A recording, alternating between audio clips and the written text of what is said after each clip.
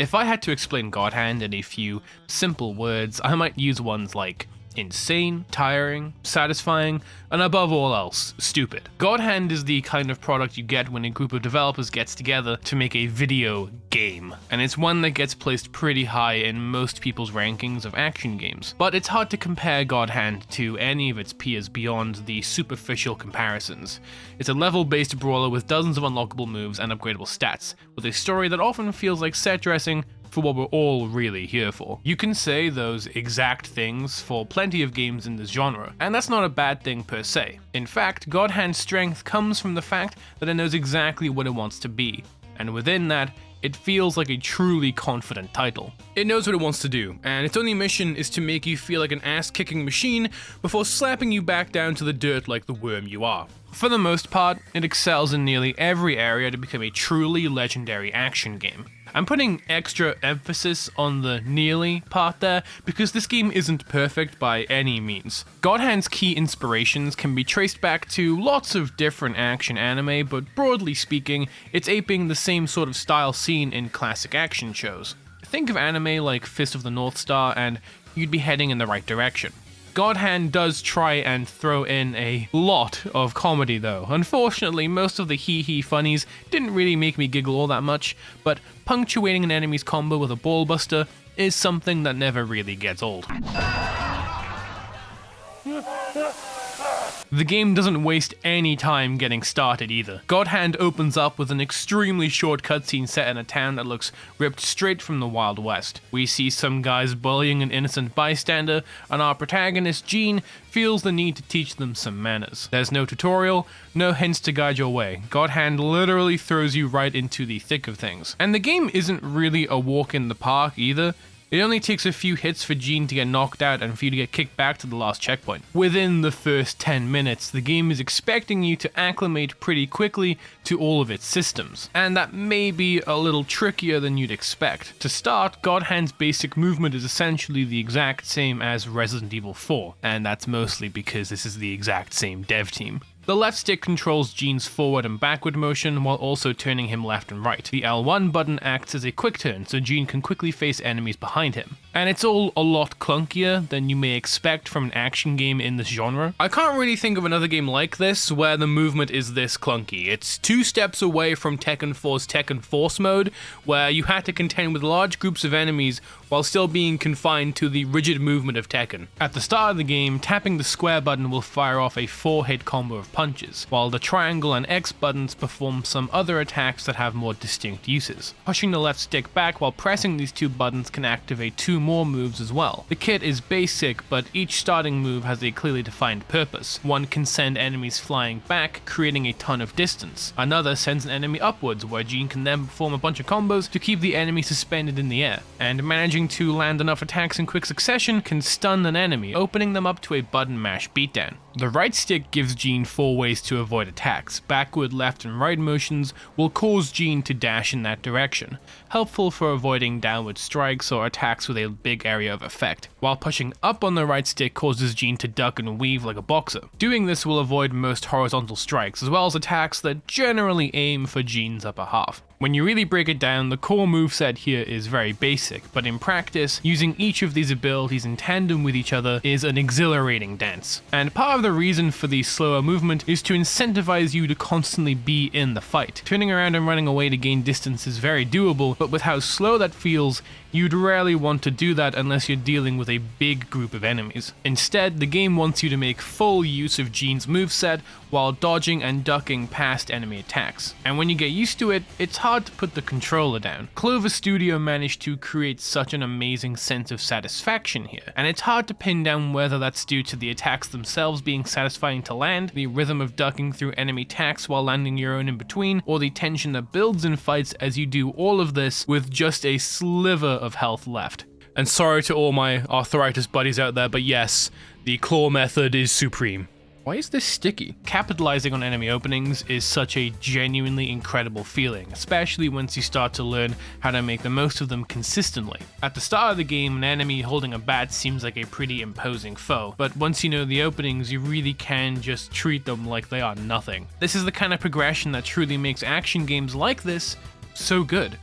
The toolset offered here can't be used in a half-assed way to let you get past the game's encounters with ease, and if you feel the game getting a bit easier and progression is starting to occur a bit quicker, then that's all down to you actively showing the game that it's actually just a little bitch. Propelling all of this so much further is the fact that most of Gene's attacks are entirely customizable. His 4-hit combo, which quickly becomes a 6-hit combo, can be entirely swapped out with whichever moves you find or buy. This system does have some nuance though, especially when it comes to making the core combo. Some moves flow into each other better than others, for instance, so if you want a snappy combo, then you'll have to rearrange moves in an order that'll achieve that. Later on, you also get attacks that are multiple hits, so you can choose to have a shorter combo that you'll be able to finish more often, or a longer combo that lands as many hits in a single string as possible. There are also moves that break the enemy's guard, so you could start the combo with a move like that to ensure that the combo will land more often. Honestly, with how fun this game's core combat is, I have to imagine that it did pretty well critically.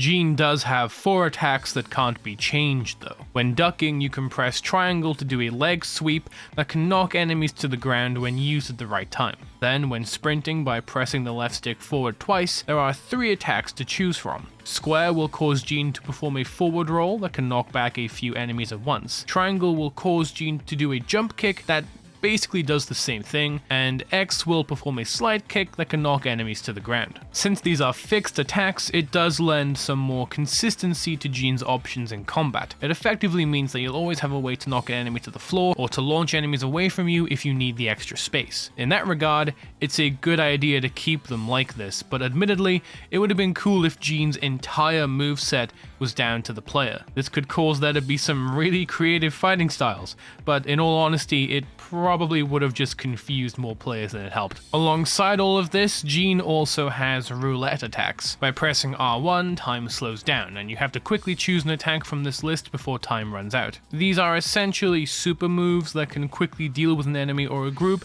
if aimed just right. You don't get to use them too often though, since they use up these little orbs in the bottom left. You can refill them by picking up the right item from enemies or crates, but it's not exactly a common drop. Which is good, since the game would be trivialized if you could just keep popping moves like this. Gene's final tool allows him to use the full power of the God Hand for a short time. Doing so makes him invulnerable to all attacks, and all of his attacks break through the enemy's guard. It essentially gives you full license to go full button mash mode on enemies. Popping this on an enemy that's really getting on your nerves is a very good feeling. God Hand's combat is incredible, but there's undeniably a learning curve. It's hard to get over how stiff the game feels at times, and it makes navigating certain areas and enemy encounters more of a struggle than it needs to be. In that vein, God Hand's difficulty is hard to judge. You're almost guaranteed to see a fair number of game overs throughout the game, but how many times you'll bite the dust is dependent on how quickly you can adapt to tricky situations. The hardest situations to deal with are when there are a big group of enemies of varying types to deal with. God Hand's combat system isn't really built to let you efficiently deal with crowds, so it's easy to get frustrated in situations like this where you're overwhelmed with a bunch of enemies. From a gameplay perspective, I would say that this is God Hand's biggest problem, since there's no elegant way to really deal with situations like this. If you played extremely patiently and carefully, making sure to only attack if you aren't opening yourself up to enemies at all, then sure, these encounters are easily doable. But playing this way gets boring really quickly, and while there technically are some attacks that can deal damage to crowds, they are either roulette abilities or moves that have long charge times that can leave you vulnerable. Of course, there is the other strategy of just spamming the forward roll attack. Boss fights are where God Hand truly tries to test your abilities, and like everything else in this game, there's some weird stuff here. Luckily, almost every boss encounter manages to deliver a pretty unique experience. A lot of fights task you with taking on a few bosses at once, and these can be extremely tricky for the reasons we just covered. Honestly, I'm not a huge fan of these encounters, since the game just doesn't really feel suited to handling them. But one-on-one encounters are some of the most fun I've ever had in a game like this. Obviously, it's hard to talk about the bosses in this game and not default to talking about the 2 encounters with Azel. Azel is the polar opposite to Gene, possessing the Devil Hand, but almost all of his moves are attacks that Gene also has at his disposal, so you're both evenly matched in nearly every way possible. And the only thing that will determine the winner is pure skill. There aren't too many games that handle bosses like this too well, and at the moment I can only think of a couple that do it at all. But as of now, God Hand is the best example I know at creating a boss that's a mirror image of the player's own moveset. But now let's get into how this game handles difficulty. God Hand offers 3 difficulty settings, easy, normal, and hard mode once you've beaten the game once. But within these, it also has an adaptive difficulty that's sort of similar to Resident Evil 4. The level meter on the bottom left of the screen slowly fills up as you land attacks and avoid enemy strikes, and the higher the meter gets, the more deadly the enemies become. They'll have more health, do more damage, use more powerful attacks, and be better at countering your own. The game may also throw different enemies at you in areas depending on the level you've reached. You'll also get a bonus amount of gold for enemies you defeat at these higher tiers at the end of the game's chapters. Maintaining the meter is done by avoiding enemy attacks, but this thing drops extremely quickly, so you'll need to be on your A game to get through unscathed. Thankfully, it doesn't start to trickle down on its own, so you can kind of go through the game a bit slowly if you want to. I'm not necessarily a massive fan of adaptive difficulty like this for a few reasons. For starters, it messes with the game's ability to deliver a consistent experience. Difficulty spikes are only a thing when the game decides that you're a bit too good at handling what it's throwing at you. But to me, this isn't exactly rewarding a skilled player. It feels more like it's punishing players that are getting to grips with these systems by throwing tougher odds at them. And as we just covered with big group fights, sometimes these encounters are just not fair. With enough practice, you could probably handle any situation the game throws at you with ease, but I just wish the experience was a bit more consistent and personally designed to get harder at specific points, rather than the game deciding that it should be harder because it thinks the player is doing better. On this topic, the game's runtime is a bit too long in my opinion. Now, this is a very hard thing to judge admittedly, since your playtime will vary depending on how easily you get through God Hand. For me, it took just over 12 hours, and that felt a bit too long. God Hand is a very tiring game that demands a pretty high level of skill to beat, and it can simply get exhausting at a certain point to keep going. It doesn't help that a lot of the game feels like fluff that could easily land on the cutting room floor. I love the fight against the wrestling gorilla, but did we really need to fight him twice? Okay, yes, the second fight is also really good, but that's not the point. So far, I've spent this entire review talking solely about the gameplay and have neglected to talk about the game's storyline. And that's not because the story is bad. What I will say is that if you're coming here to experience an enthralling narrative, then this game really isn't for you. This is a gameplay-driven experience first and foremost, and the game knows it. It doesn't waste much time trying to tell a deep storyline about the pitfalls of using a power as destructive as the God Hand, or anything like that. Instead, the game revels in how silly it is, taking any opportunity to poke fun at its characters, all the while setting up for some major beatdowns. It's refreshing to have a game know exactly what it wants to be, and again, the story that is here is interesting to a degree. It's all just simple stuff, but it gives you enough of a motivation to want to kick some ass, which is all the story really needs to do anyway. But where does God Hand fit in the fabled halls of its action game brethren? Well, it's hard not to admire it for everything that it does. It provides snappy action combat, incredible customization, and satisfaction that's hard to beat. But there's also a fair amount of awkwardness here that could harm the experience for some. Either way, God Hand is a game that anyone interested in the character action and beat 'em up genre should play.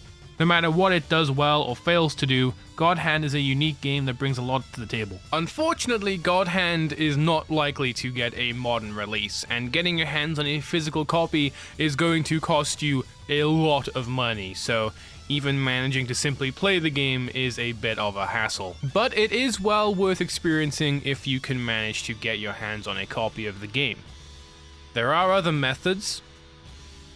Just saying, there are other avenues to pursue. Just make sure you prepare to die a lot, and then some more, and then a little more, and then yeah, you this game's hard. You get the gist. Yeah, a hard game.